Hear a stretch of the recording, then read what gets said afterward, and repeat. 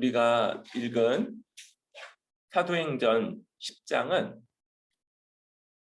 지난 시간부터 말해왔던 예루살렘과 온 유대와 사마리아와 땅끝이라고 하는 이 사도행전이 시작하면서부터 예수님이 전해주신 복음, 이 복음이 어디를 어떤 방식으로 어떤 순서에 따라 전파되어 가는지를 보여주고 있는데, 지금 10장 이전까지 예루살렘에 복음을 믿는 사람들이 많이 나타났고요. 그리고는 유대 지역으로는 아주 빨리 퍼져나갔어요. 예루살렘, 유대는 별로 다른 것이 없었어요. 그러다가 작은 턱 같은 것 하나가 있었는데 바로 사마리아라고 하는 곳. 유대인과 사마리아인들 사이에 아주 오랜 서로를 미워하는 이런 반목이 있었기 때문에 거기에서 한번 작은 어려움들을 겪었죠. 그런데 이걸 작다고 하는 이유는 바로 그 다음 땅끝, 곧 유대인과 아무 상관이 없었고 오히려 유대인들이 개들이다라고까지 이렇게 말했던 이방인들에게 가는 요 단계, 요 세 번째 단계에서 네 번째 단계로 넘어가는 데는 그 장벽이, 그 난관이 앞하고는 비교할 수 없이 높고 거칠고 어려웠기 때문이에요. 오늘 지난 시간부터 우리가 보고 있는 이 사도행전 10장은 바로 이 난관과 관련되는 그런 말씀이고, 그것들을 하나님이 어떻게 넘어가게 하셨는가, 그와 관련된 내용이었죠. 그럴 때 고넬료라고 하는 한 사람을 우리는 지난 시간부터 보게 되었어요. 이 고넬료는 이방인, 로마의 백부장, 로마 군대의 백부장, 그러니까 자기 밑에 100명을 거느리고 있는 그런 고위 장교고요. 그런데 이 사람은 그런 군사력, 또 권력, 사회적 지위가 있는 사람이면서 이방인이면서 동시에 유대인들의 하나님을 경외하는 사람이었어요. 그래서 하나님을 경외하기 때문에 그가 보였던 두 가지, 그렇죠? 하나님께 기도하고, 그래서 유대인들이 일반적으로 했던 것처럼 하루 3번 시간을 정해서 그 시간을 지켜 하나님께 기도를 했고요. 또 가난한 사람들을 많이 구제했어요. 그래서 주변의 유대인들까지도 고넬료에 대해서 아주 좋은 그런 평가를 하고 있었던 것을 보게 됩니다. 그런 고넬료에게 하나님이 베드로에게 환상을 보여주셨어. 베드로가 일반적이라면 절대 가지 않았을 그 고넬료에게 3번의 환상을 보여주시고, 하나님이 명하신 걸 베드로가 못 들었죠. 받아들이지 못했죠. 그런 찝찝한 경험을 통해서 베드로가 깊이 고민하는 가운데 고넬료가 보낸 사람들이 왔고, 베드로가 하나님이 보내신다는 것을 인정하면서 고넬료에게 찾아가는 것까지가 지난 시간의 내용이었습니다. 그렇게 고넬료의 집에 갔을 때 고넬료가 이미 자기 주변의 모든 친척과 또 친구들을 불러 모으고 베드로의 말씀을 들으려고 준비하고 있었던 것 같아요. 휴지 같은데 물 한 방울이 딱 떨어지면 물을 쫙 흡수해서 주변으로 퍼지잖아요. 지금 마치 고넬료와 그 주변의 사람들이 그런 모습인 것 같아요. 베드로에게 그 입에서 무슨 말씀이든지 떨어지면 그걸 하나님의 말씀으로 듣고 또 믿어서 그 말씀을 순종할 준비. 그래서 지금 어떠냐면 뭐든지 말씀만 하십시오. 무엇이든지 말씀만 하시면 우리가 다 듣겠습니다. 이런 자세로 딱 그 앞에 있는 것. 지금 마치 여러분들이 제 입을 통해서 선포되는 하나님의 말씀을 그렇게 받아들일 준비가 돼 있는 것처럼 그런 모습이 베드로 앞에 있는 고넬료와 그의 모든 친구와 친척들의 모습이었지 않나 생각이 돼요. 그때 그들에게 베드로가 하나님의 복음을 선포하기 시작합니다. 우리는 베드로의 입을 통해서 선포된 복음을 이미 몇 차례 봐왔어요. 한 번은 사도행전 2장에서 성령이 강림하자마자 그가 선포했던 복음이었고요. 그 다음번에는 유대 예루살렘 성전에 있는 솔로몬 행각에서 베드로가 전했던 설교였어요. 오늘 세 번째로 베드로가 전한 설교의 내용을 또 복음의 내용을 보게 됩니다. 그 내용은 34절부터 베드로가 말하긴 하는데 36절부터가 그 주된 내용이라고 할 수 있어요. 우리 36절부터 43절까지를 먼저 한번 잠깐 훑어볼게요. 지금 36절 보니까 만유의 주 되신 예수 그리스도로 말미암아 화평의 복음을 누구에게 보내셨냐면 이스라엘 자손에게, 유대인들에게 보내셨다고 말하면서 시작을 해요. 그러니까 이건요, 그 이전까지 설교를 들었던 대상들이 다 유대인들이었는데 하나님이 예수 그리스도를 통해서 유대인들에게 주신 복음의 내용인 거예요. 그럴 때 그 시작은 요한이 세례를 반포한 후, 이 요한은 성경에 두 명의 유명한 요한이 있잖아요. 한 명은 세례 요한이고 한 명은 사도 요한이죠. 물론 그 외에도 요한이라는 이름이 굉장히 많아요. 오늘날에도 요한이라는 이름을 가진 분들이 있으니까. 그런데 여기 말하는 요한은 세례 요한이죠. 예수님의 친척이기도 한 세례 요한에게 세례를 받으시면서 그에게 세례를 받고 그때 나중에도 나오지만 성령이 예수님께 임하면서부터 예수님의 사역이 시작되는 거예요.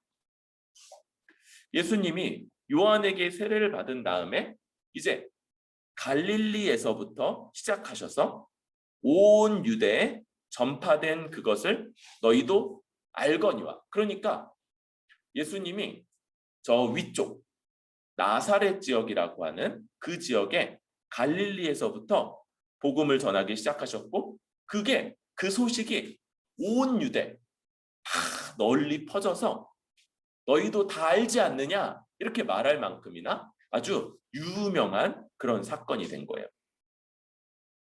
그런데 이 예수님이 어떤 일을 하셨냐면요. 38절 먼저 예수님이 하나님 나라가 임했다라고 그렇게 말씀하셨어요. 우리 주보에 보면 참고 구절을 적어놨는데 마가복음 1장 15절 한번 읽어보도록 하죠. 마가복음 1장 15절 시작. 가라사대 때가 찼고 하나님 나라가 가까이 왔으니 회개하고 복음을 믿으라 하시더라. 예수님이 오셔서 하신 일은 하나님 나라가 가까이 왔다. 여기서 되게 중요한 말이요. 이 왔다가 완료 형태라는 거예요. 이 완료 형태라는 건 오고 있다도 아니고 올 것이다도 아니고 왔다. 하나님 나라가 이미 왔다는 거예요. 하나님 나라 왔다. 이게 예수님이 선포하신 거예요. 여러분 당시에 이스라엘이 로마의 속국이었잖아요. 마치 우리나라가 일제시대 때 일제가 점령해서 지배하고 아주 우리나라 백성들의 삶이 굉장히 힘들었던 비슷하게 로마가 이 가나안 땅을 점령했을 때 유대인들은 로마의 압제 가운데 아주 힘든 삶을 살고 있었죠. 그런데 하나님 나라가 그 힘든 삶이 변했어요? 로마에게 내야 되는 세금이 줄었어요?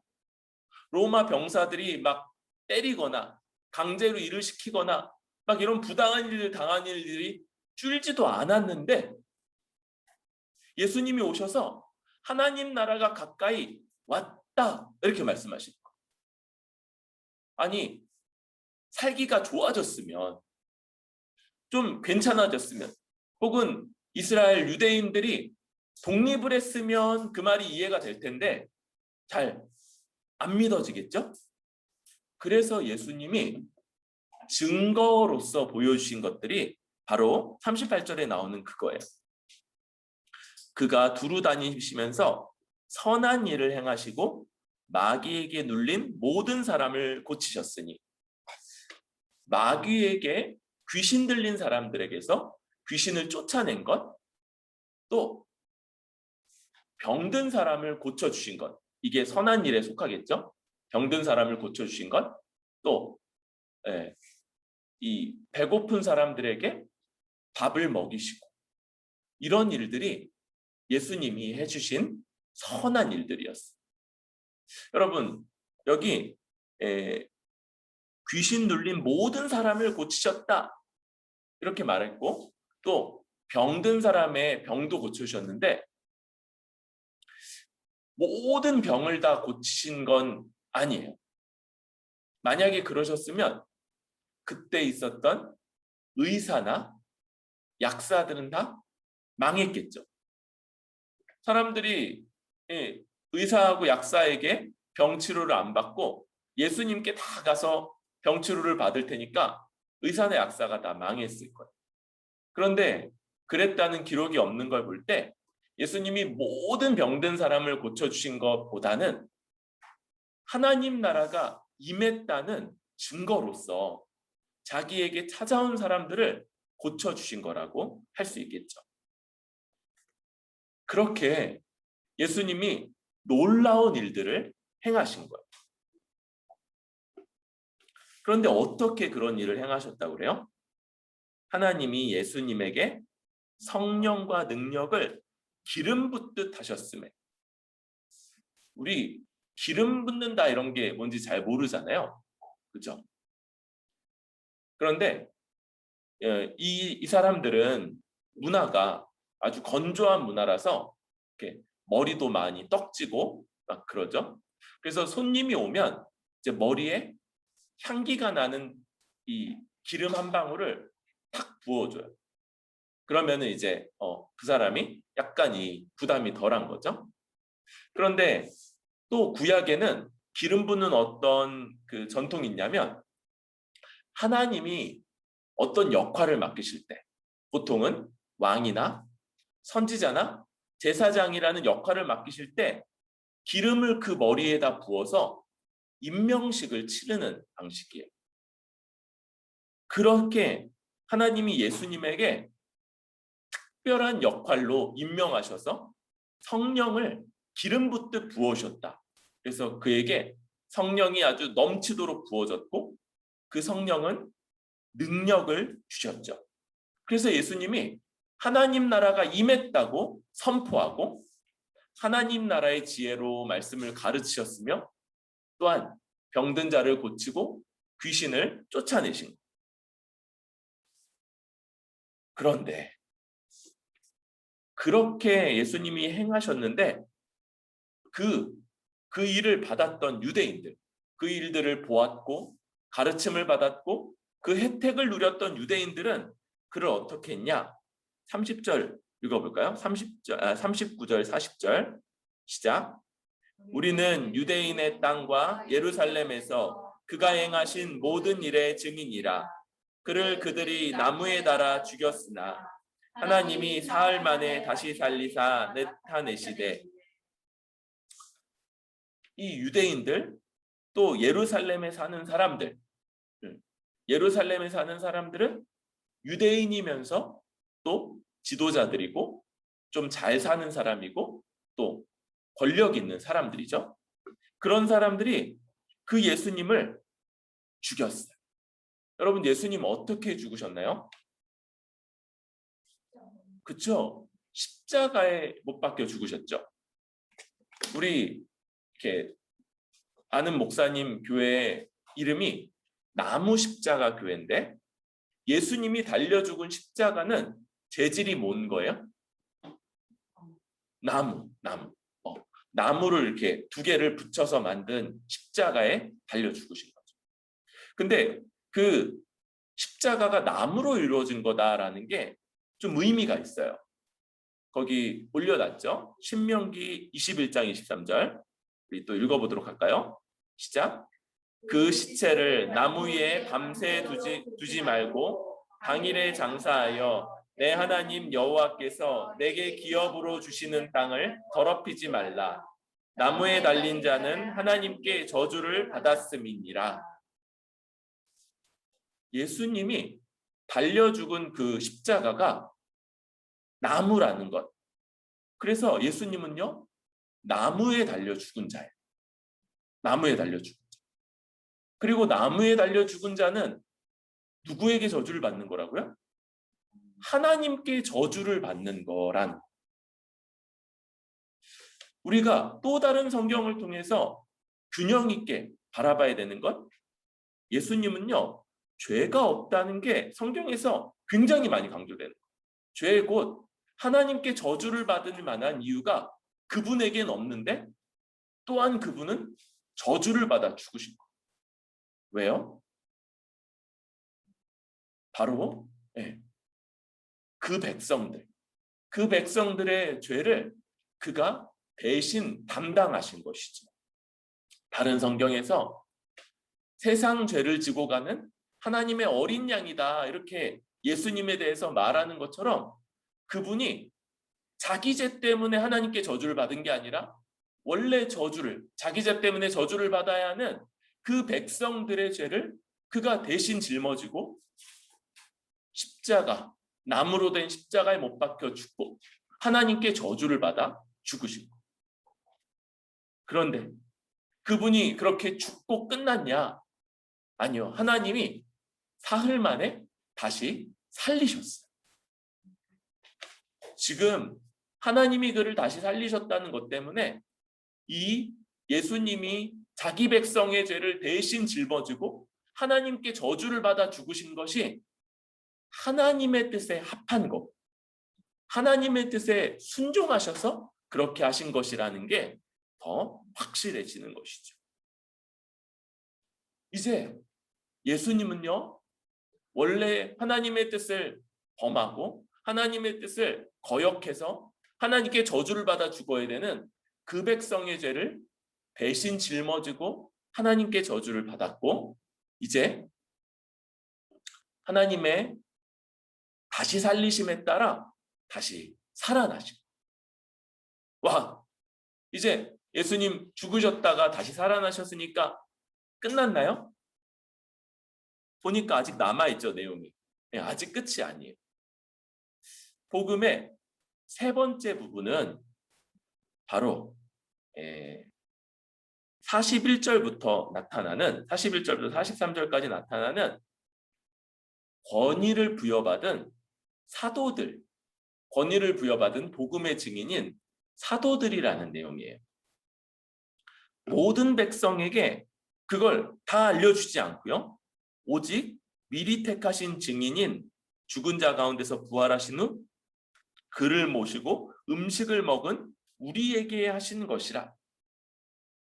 사도들이요, 예수님 부활하신 다음에 예수님과 함께 음식까지 먹었던. 그러면서 예수님이 그냥 환상도 아니고, 환상이었으면 어떻게 돼요? 예수님이 이렇게 입에 넣는다고 했던 음식들이 나중에 보니까 그 바닥에 떨어져 있었겠죠. 혹은 귀신도 아니죠. 귀신도 그렇게 뭘 먹을 수가 없어요. 그런데 예수님이 정말로 살아나셨고 정말로 그분이 육체까지 가지실 만큼 완전히 살아나셨다는 걸 지금 이 특별히 제자들, 사도들이 보았고요. 이 사도들이 42절 명하사 백성에게 전도하되, 그러니까 이들이 그것을 백성들에게 전도하도록 되었어요. 그런데 어디까지 전도하는 거냐?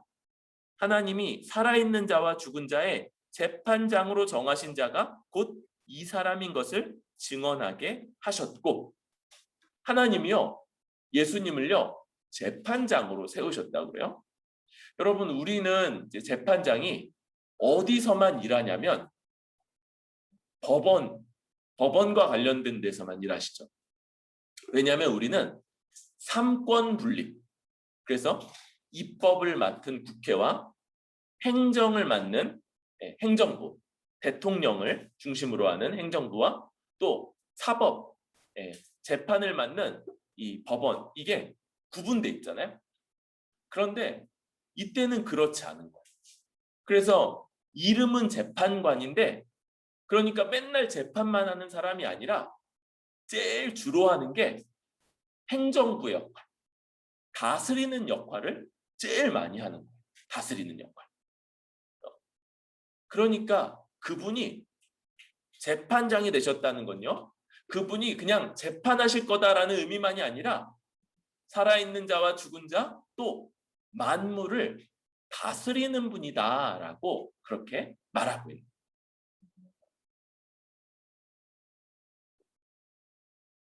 마지막, 그리고 그분을 믿으면, 여러분 지금요 베드로가 세 가지 내용을 말했어요. 뭐냐면 첫 번째, 예수님이 이 땅에서 하신 것, 하나님 나라가 임했다고 선포하셨고, 또한 선한 일과 귀신을 쫓아내는 것을 통해서 그것을 증명하셨다는 것. 하나님 나라가 임했다는 걸 선포하고 증명하셨다. 두 번째, 그분이 하나님께 저주를 받아 십자가에 못 박혀 죽고 부활하셨다. 세 번째, 사도들을 택하셔서 하나님이 죽고 부활하신 그분을 만유의 통치자, 우리 사도행전 2장의 베드로 설교에서는 이것을 주와 그리스도가 되게 하셨다는 걸로 표현했죠. 우리가 예수님을 주님이라고 부를 때 우리는 통치자, 주님이 다스리십니다 라고 그렇게 말하고 있는 거고요. 바로 그렇게 고백하도록 가르치라고 한 거예요. 마지막으로 그럴 때 네 번째, 어떤 일이 나타나느냐? 43절 읽어볼까요? 시작. 그에게 대하여 모든 선지자도 증언하되 그를 믿는 사람들이 다 그의 이름을 힘입어 사함을 받는다 하였느니라. 마지막은 그분을 믿을 때 그가 하나님 나라가 임했다라고 선포하신 분이고, 그것을 위해서 십자가에 못 박혀 죽고 부활하셨으며, 이제 사도들을 통해, 그리고 사도들을 뒤이어 계속 말씀을 전하는 사람들을 통해서 그 하나님 나라의 주로 등극하시고 지금도 다스리시는 그 예수님을 믿도록 하셨으며, 그럴 때, 그걸 믿을 때 어떻게 되냐? 죄사함을 받죠. 여기 죄사함은 죄사함과 동시에 의롭다 하심도 포함하는 거라고 할 수 있어요. 그렇죠? 네. 그러니까 우리 죄가 용서되고, 그러면 이제부터는 우리 스스로의 힘으로 하나님 앞에 순종해서 의를 이루어야 되는 사람들이 아니라 하나님 앞에 완전히 죄사함 받은 자, 또한 완전히 의롭다함을 받은 자로 서게 된다. 이게 베드로가 우리에게 전해주는 내용이고, 지금 보면 2장의 설교보다, 또 솔로몬 행각에서 했던 설교보다 짧죠. 그러니까 아마 이 내용은 요약된 내용일 거라고 생각할 수 있어요. 여러분, 지금 베드로를 통해서 하나님이 우리에게 이런 복음을 들려주고 계세요. 복음의 네 가지.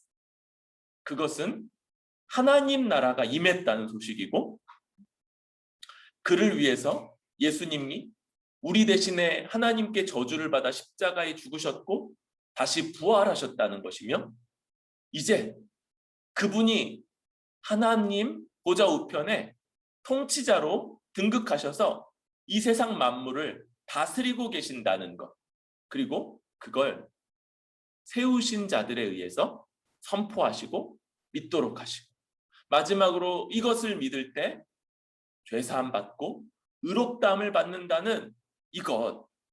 여러분, 이게 복음의 핵심이에요. 복음의 핵심.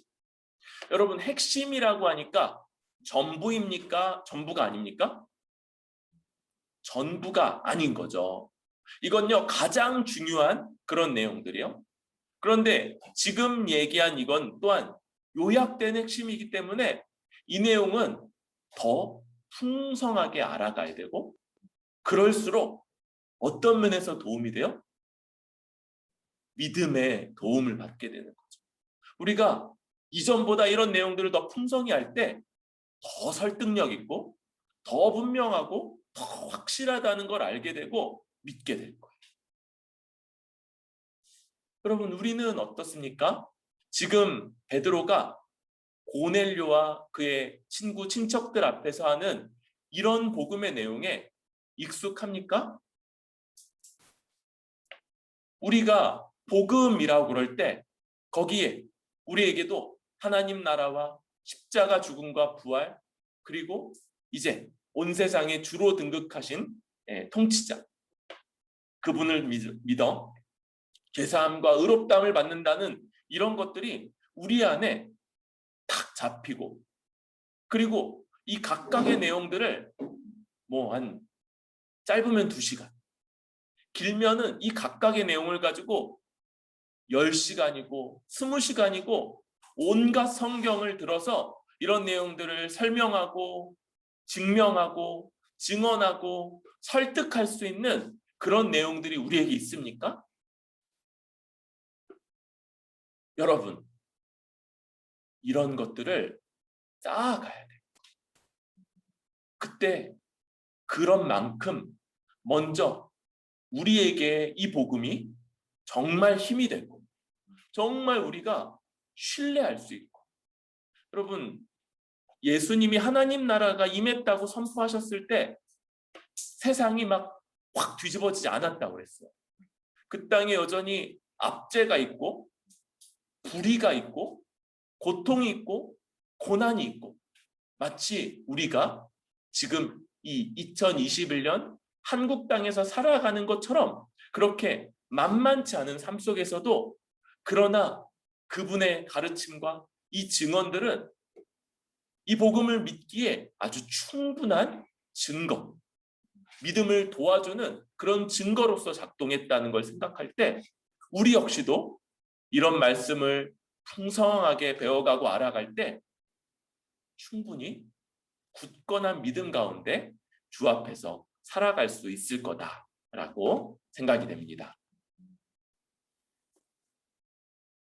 오늘 이 말씀이 가장 중요하다고 할 수 있겠죠? 이 복음의 내용을 다시 한번 확인하고 이 핵심을 다시 한번 이해하고 이 말씀을 굳게 붙잡는 것, 이것이 아주 중요하다고 할 수 있겠습니다. 그런데 말씀이 이것만 있지가 않죠? 지금 이 말씀을 통해서 34절, 35절에 지금 베드로가 아까 했던 36절부터 43절까지의 말씀은 원래 누구에게 주셨던 복음이냐면 유대인들, 이스라엘 백성들에게만 주셨던 그런 복음의 내용이었어요. 그런데 베드로가 이 말을 누구에게 하고 있다고요? 고넬료와 모인 가족들, 또 친구들, 그러니까 이방인들에게 하고 있는 그 말씀이 바로 34, 35절의 내용입니다. 한번 읽어보도록 할게요. 시작. 베드로가 입을 열어 말하되 내가 참으로 하나님은 사람의 외모를 보지 아니하시고 각 나라 중 하나님을 경외하며 의를 행하는 사람은 다 받으시는 줄 깨달았도다. 아멘.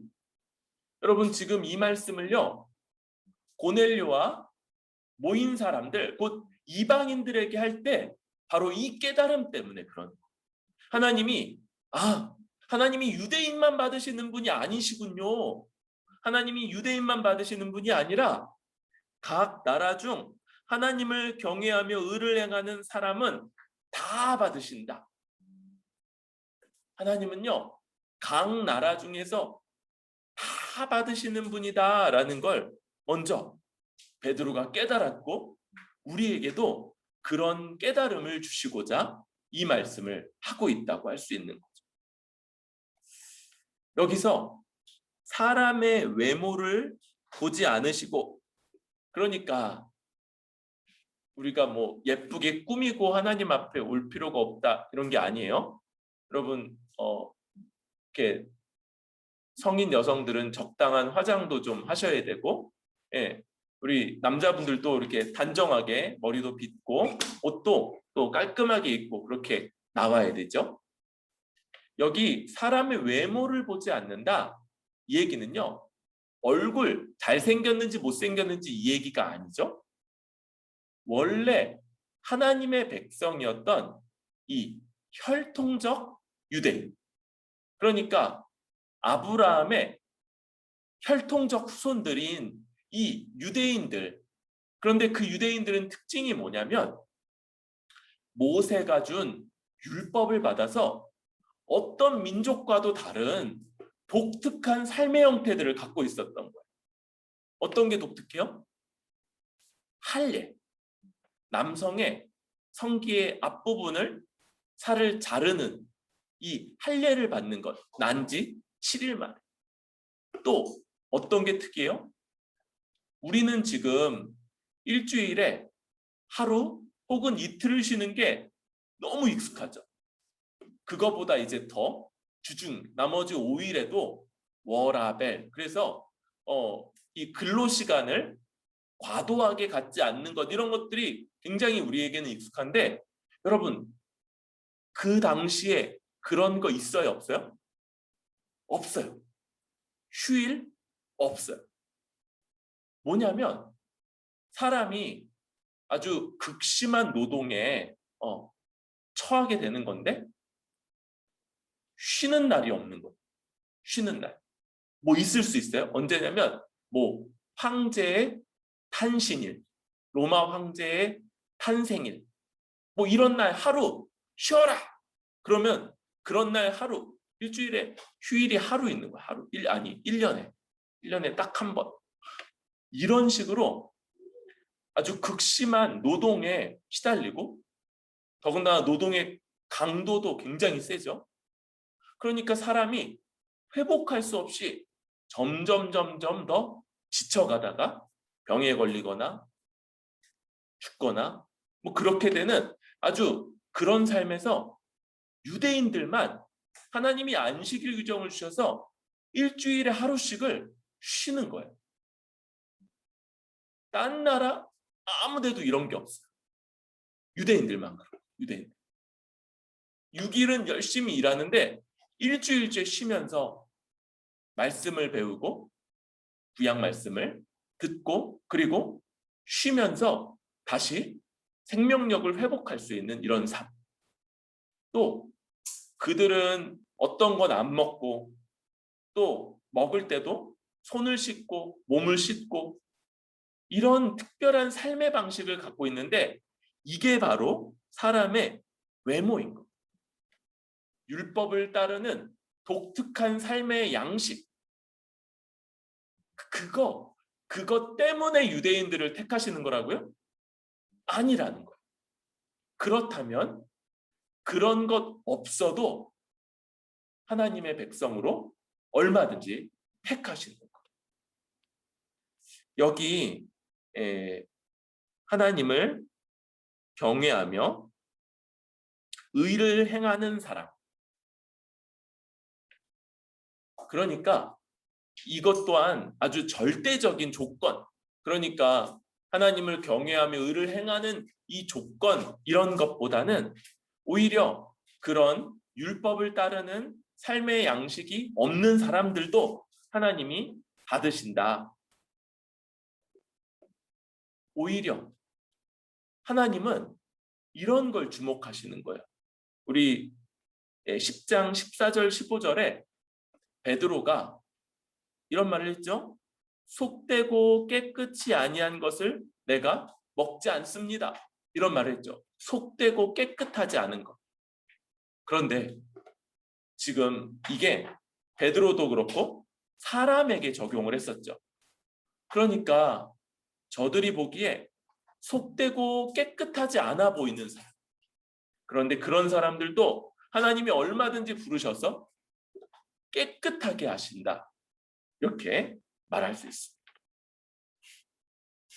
여러분, 이 말씀은요, 먼저 우리 주변에 속되고 깨끗하지 않아 보이는 사람. 오늘 머리 감았나요? 뭐 이런 거 물어보면서 안 감았으면 아우 더러워. 뭐 이런 거 따지는 게 아니죠. 속되고 깨끗하지 않아 보이는 사람. 그러니까 우리 주변에 약간 좀 뭐가 부족해 보이거나 약간 좀 별로 매력적이지 않거나 약간 좀 그냥 별로 가까이 하고 싶지 않네 하는 사람들. 그런데 누구는 주목하신다는 거예요? 하나님은 그를 주목하시고 그에게도 이런 은혜를 베풀고 싶어 하신다. 하나님은요, 어떤 사람도 그냥 우리의 판단에 따라, 여러분 우리 판단은 율법의 판단도 아니잖아요. 그냥 나의 취향, 그냥 내 마음, 나하고 잘 맞는가 안 맞는가 이런 것들로 사람을 평가하거나 판단하거나 그걸로 배척하는 것 안 된다. 여러분 주님 앞에 은혜를 구하며 나오는 사람, 우리는요 하나님이 그런 사람들을 받으신다는 걸 믿어야 돼.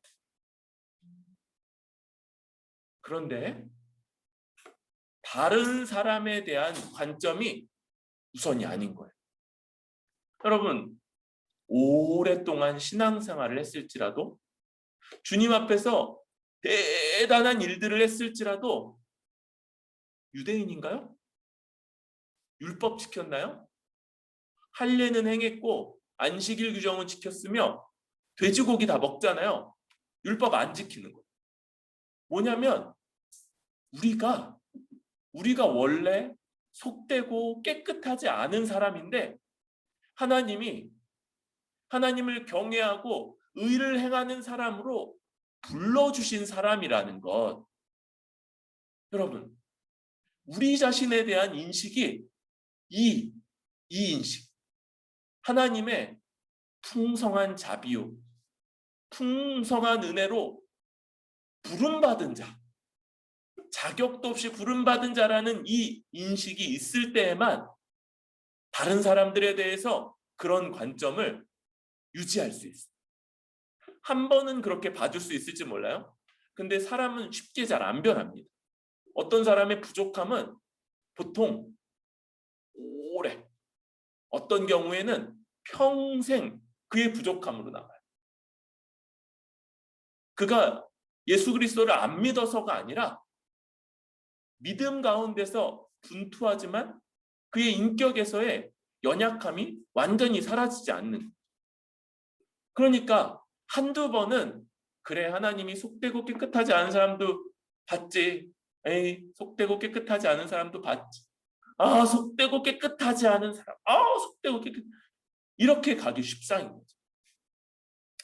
그런데 여러분 우리가 우리 자신에 대해서 도무지 하나님께 받아들여질 만한 자격도 가치도 행함도 없었던 우리인데 부정하고 더럽고 하나님을 대적한 그런 자인데 하나님이 그 놀라운 자비하심으로 우리를 받아주시고 뿐만 아니라 우리를 그냥 받으시고 또한 우리를 다듬어 가신다는 것.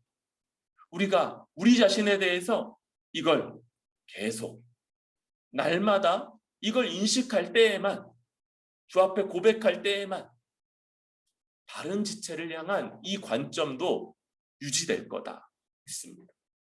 여러분, 거울 볼 때요 좀 부족하잖아요. 안 예뻐 보이잖아요. 물론 거울 본다는 건 더 영적인 면도 포함하지만, 그럴 때 우리는 두 가지를 동시에 외쳐야 돼요. 하나는 그럼에도 하나님이 의롭고 내 마음에 합하다라고 우리를 받아주신다는 것. 여러분, 요거 잘 붙잡아야 되죠. 또한 우리가 생각하는 것보다 우리가 제일 괜찮다고 여기는 부분마저도 사실은 속되고 깨끗하지 않아서 하나님 앞에 합당하지 않은, 내가 남들보다 좀 나아 보인다고 생각하는 지점, 내가 좀 괜찮아 보이지, 내가 쟤보다 이런 면에서는 좀 낫네 여기는 부분마저도 하나님의 그 완전한 기준 앞에서 속되고 깨끗하지 않음에도 은혜로, 자비로 그 앞에 부름받은 자라는 것, 이걸 우리가 날마다 고백하고 날마다 붙잡고 날마다 이 은혜로 살아가는 사람임을 그렇게 서는 것, 이것이 바로 베드로가 하나님이 다 받으시는 것을 깨달았다, 이 깨달음이 우리에게도 날마다 임할 수 있기를 바랍니다.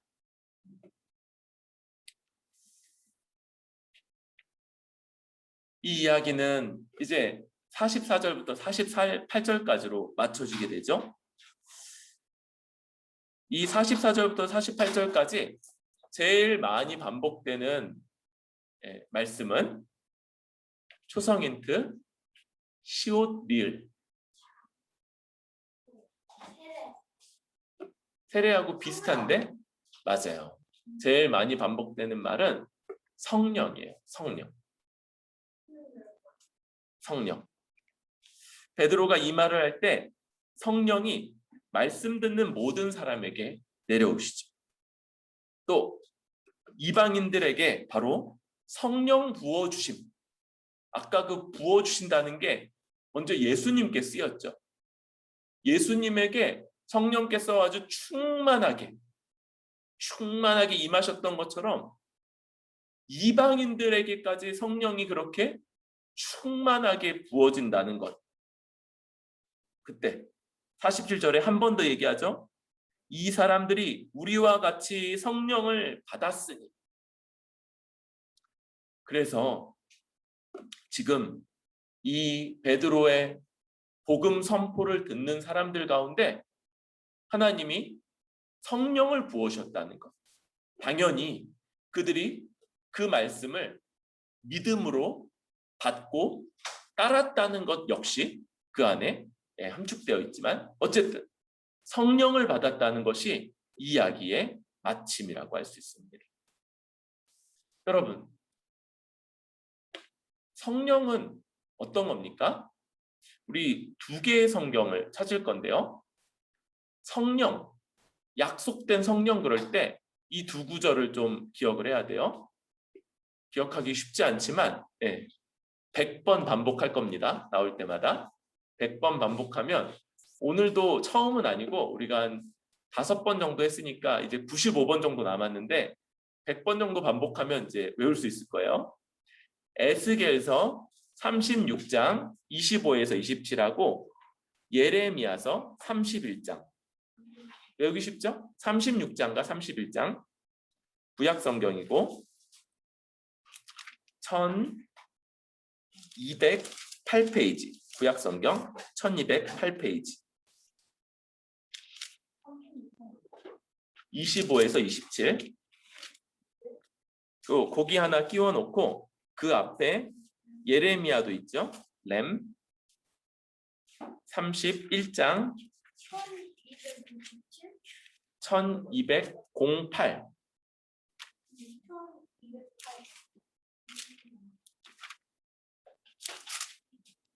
예레미야 31장은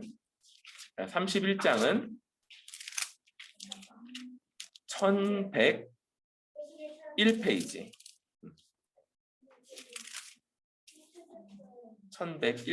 1102페이지네요. 네. 자, 우리 에스겔 36장 25에서 27절 한 목소리로 읽도록 하겠습니다. 시작. 맑은 물을 너희에게 뿌려서 너희로 정결하게 하되 곧 너희 모든 더러운 것에서와 모든 우상 숭배에서 너희를 정결하게 할 것이며 또 새 영을 너희 속에 두고 새 마음을 너희에게 주되 너희 육신에서 굳은 마음을 제거하고 부드러운 마음을 줄 것이며 또 내 영을 너희 속에 두어 너희로 내 율례를 행하게 하리니 너희가 내 규례를 지켜 행할지라. 지금 이 말씀은요, 성령을 보내주시겠다는 약속인데, 그게 성령을 보내실 때 어떤 일이 벌어지느냐? 굳은 마음. 여러분, 굳은 살 있죠? 우리 몸에 굳은 살. 근데 이 때로는 이 굳은 살이 피가 잘 안 통하고 그러니까 없애야 되기도 해요. 굳은 살. 그런데 여러분, 마음이 굳으면 어떻게 되냐면 하나님의 뜻을 받지도 않고요. 하나님의 뜻을 지켜 행하지도 않아요. 이게 굳은 마음의 문제예요. 굳은 살은 뭐 이렇게 뜨거운 물, 목욕 같은 거 할 때 부드럽게 해서 뭘로 이제 이렇게 없애고 그럴 수 있는데 굳은 마음은 어떻게 없앨 수 있어요? 없어요. 맞아요. 방법이 없어요. 뭐밖에 없냐면 죽는 것밖에 없어요. 죽는 것. 마음은 우리가 뭘 가지고도 깨끗하게 하거나 바꾸거나 그럴 수가 없는 거예요. 그런데 문제는 우리가 굳은 마음을 가진 채 죽잖아요. 그러면 하나님의 영원한 심판, 지옥 형벌이 우리 앞에 놓여 있게 돼서 큰일 난다는 거예요. 그러니까 우리에게는 방법이 없었어요. 그런데 하나님이 어떻게 하시는 거예요? 성령을 보내셔서 굳은 마음 제거하고 새 마음, 부드러운 마음이고 하나님의 뜻, 하나님의 법에 순종하는 새 마음을 주겠다, 이렇게 약속하십니다. 예레미야 31장 31절 33절도 마찬가지인데 새 언약을 맺을 건데 그때 그 맺은 언약, 이 언약은 32절에 모세 언약, 율법을 중심으로 한 그 언약. 근데 그 언약은 지켜졌어요? 깨졌어요? 깨졌죠.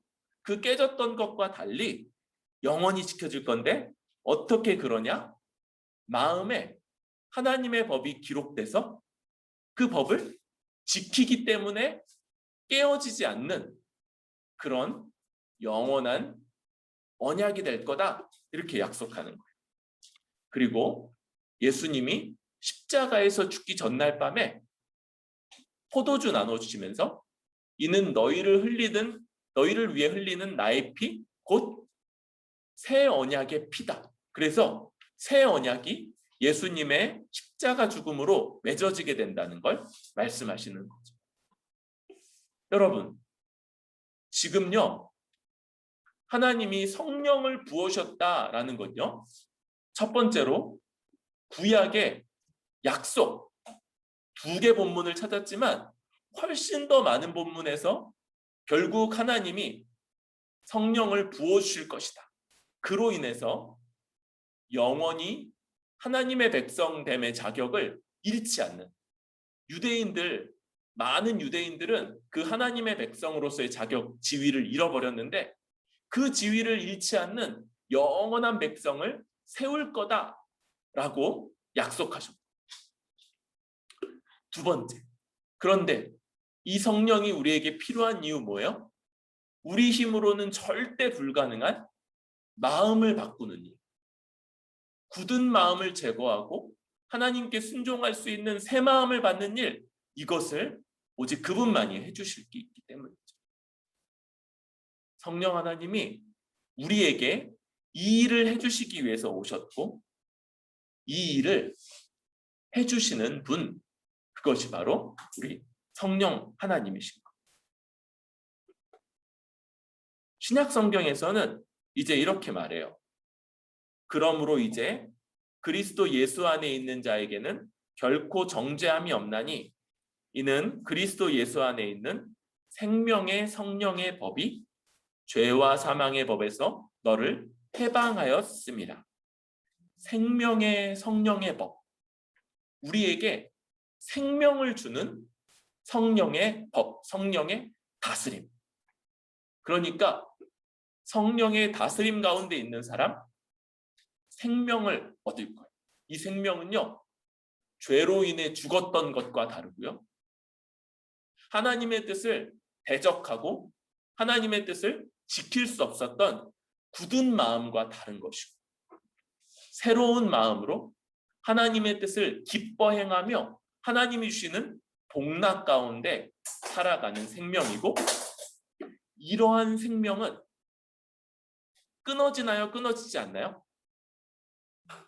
네, 우리 육신의 생명은 끊어지는 날이 올 거예요. 그런데 이 생명은요, 우리 안에서 지금 이 땅에서도 펼쳐져서, 이 땅에서도 그 생명이 주어져서 이 세상에서 어려움이 있고 난관이 있고 환난이 있고 방해하는 그런 일들이 있음에도 불구하고 하나님의 뜻을 기뻐하고 그 뜻을 따라 살고 복락을 누리면서 살고, 끝난다고요? 안 끝난다고요? 끝나지 않아서 영원한 하나님 나라에서 계속적으로 이 복락을 누리며 하나님의 뜻을 기뻐하며 살아가는 삶이 영원히 주어지게 된다.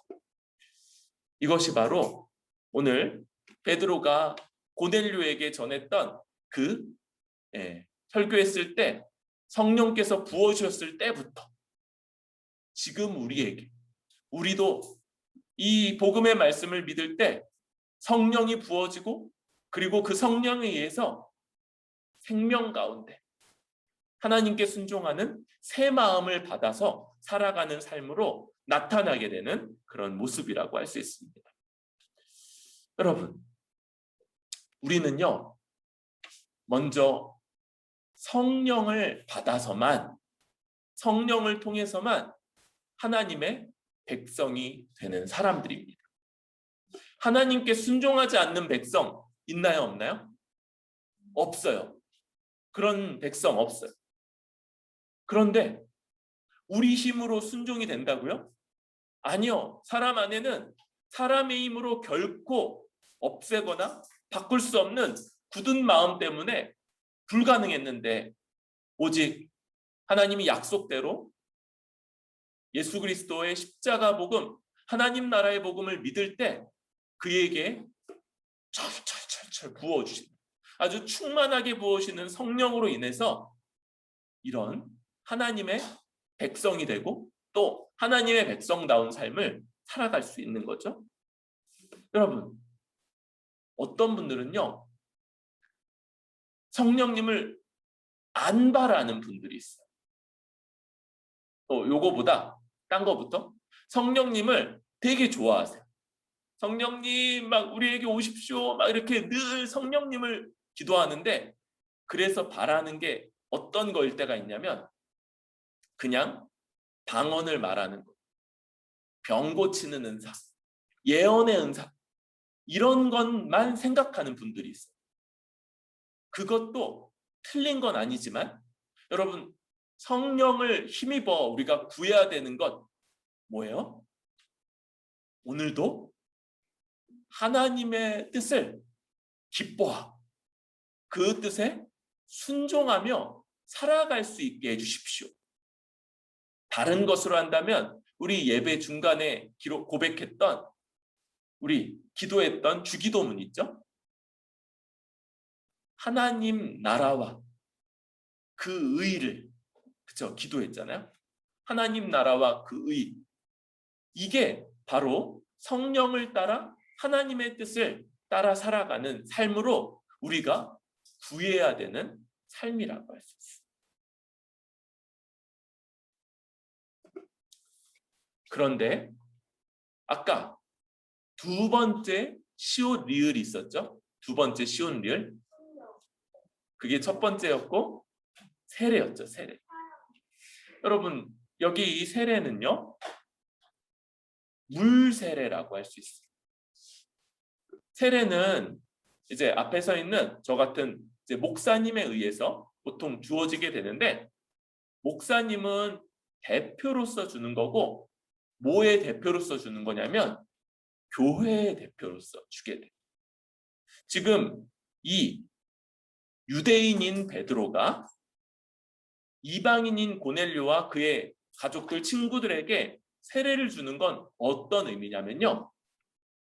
그 전까지는 거의 유대인들만 있었던 저 교회에 저 고넬료와 고넬료의 친구들, 친척들이 그 교회의 일원이 되었다는 걸 표시해주는 그런 의식인 거예요. 하나님의 백성이 된다는 건 이제 어떤 의미를 함께 갖냐면 교회의 일원으로 받아들여진다. 교회의 일원, 가족이고요. 교회의 한 몸이고요. 교회 안에서 함께 예배드릴, 함께 하나님을 찬송할 그런 자격을 갖추었다는 것. 그리고 이것은 하나님의 아주 중요한 하나님의 뜻과 관련되어 있는데, 여러분 하나님의 뜻이 율법에 잘 드러나 있잖아요. 그 율법 전체로 보면 613가지인데 너무 많아서 기억하기 힘드니까 예수님이 두 가지로 요약해 주셨어요. 그렇죠. 하나님을 사랑하고 이웃을 사랑하라. 그런데 다른 성경에서 이걸 하나로 줄이기도 하는데 뭘로 줄여요? 바로 이웃을 내 몸과 같이 사랑하라. 이웃사랑 하나로 줄이기도 하는 거예요.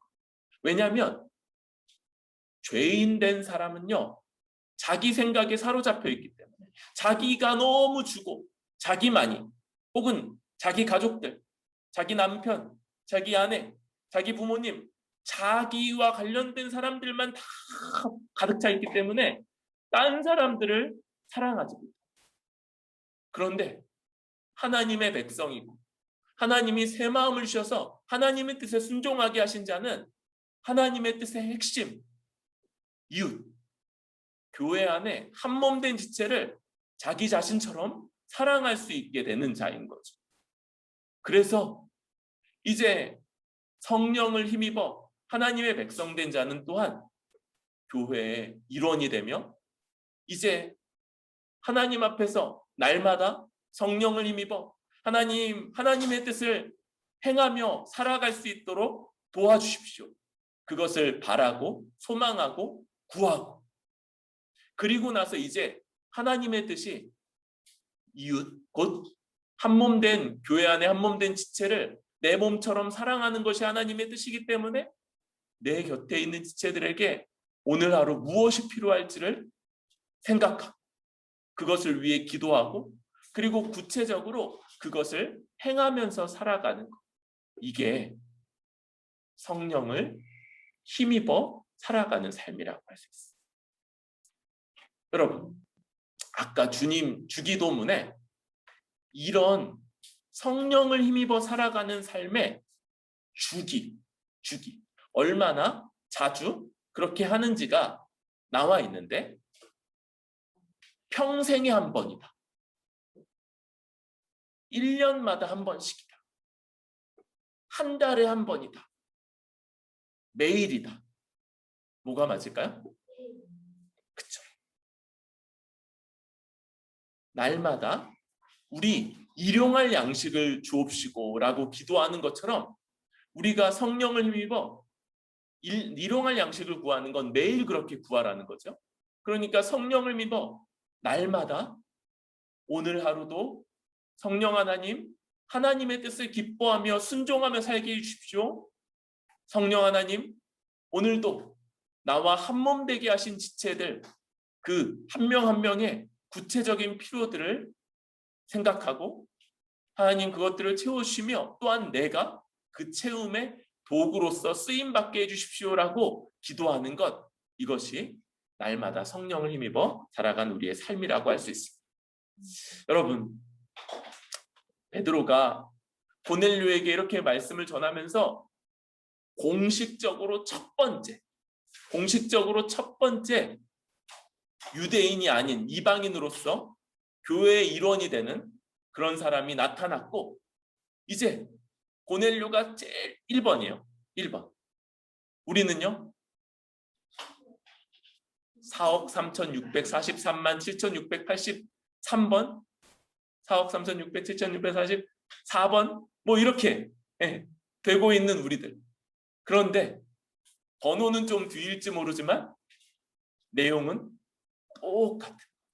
그래서 고넬료에게 선포된 이 복음을 우리도 아주 잘 풍성하게 분명하게 확고하게 믿고 그 복음에 따라서 우리 자신과 다른 사람들을 하나님의 자비와 풍성한 긍휼의 관점에서 바라보고, 이제 우리에게도 한 번 충만하게 오셨을 뿐만 아니라 그분은요 날마다 또 오시고 또 오시고 또 오시고 또 오셔야지. 그래서 날마다 우리에게 다시금 충만해지시는 그분을 힘입어 하나님의 뜻을 성취하며 살아가기를 구하는 우리 뿌리 깊은 교회 모든 지체들 될 수 있기를 바랍니다.